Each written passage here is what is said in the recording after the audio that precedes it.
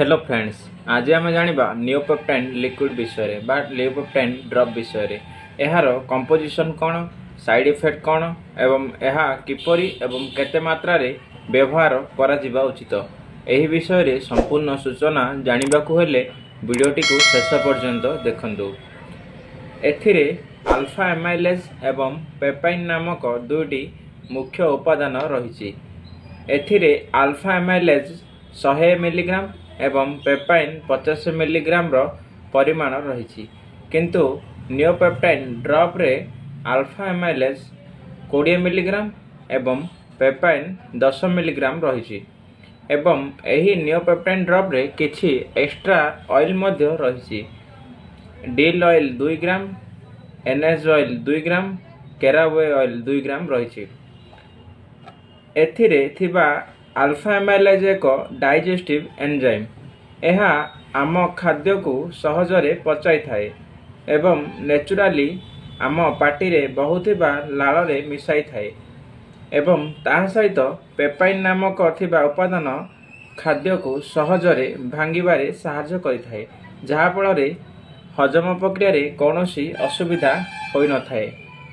एवं Neopeptine drop रे थिबा 3 प्रकार ऑयल होजे एक कार्मिनेटिव ऑयल, जहा पेटरे गैस हेबा, पेट बथा हेबा एवं कॉन्स्टिपेशन भली समस्या को ठीक करिथाए।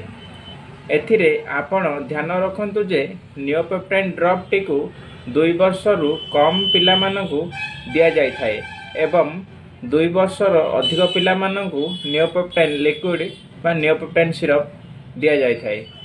एबे जानिबा एही नियोपेप्टाइन रो उपकारिता कौन एवं यह केउं केउं रोग पई दिया जाय थाए। जदि कौनसी पिलांको पेट गैस हेबा बा पेट फुलाइबा, कॉन्स्टिपेशन हेबा बा पेट रे बथा हेबा, एही समय रे यह व्यवहार करा जाय थाए।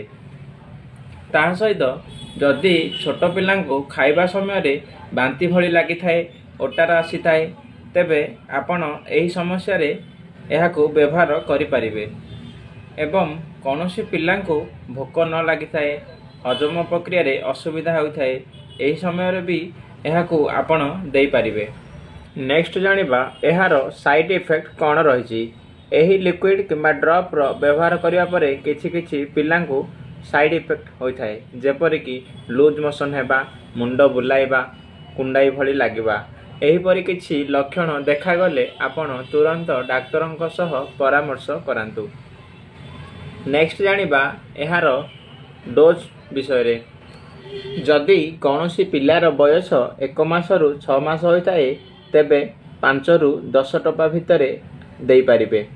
एवं जदि पिलार बयस 6 मास रु 2 वर्ष भितरे अछि, तेबे 10 रु 20 टपा भितरे देई परिबे।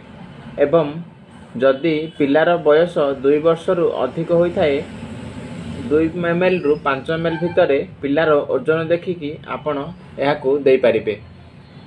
एही सिरप टी बा ड्रप टी व्यवहार करबा पूर्वरु आपणकू डाक्तरंक परामर्श नेबा उचित। एहीपरि किछि मेडिसिन विषय रे जानिबा पई हेले आम चैनल को लाइक, शेयर एंड सब्सक्राइब करंतु। धन्यवाद।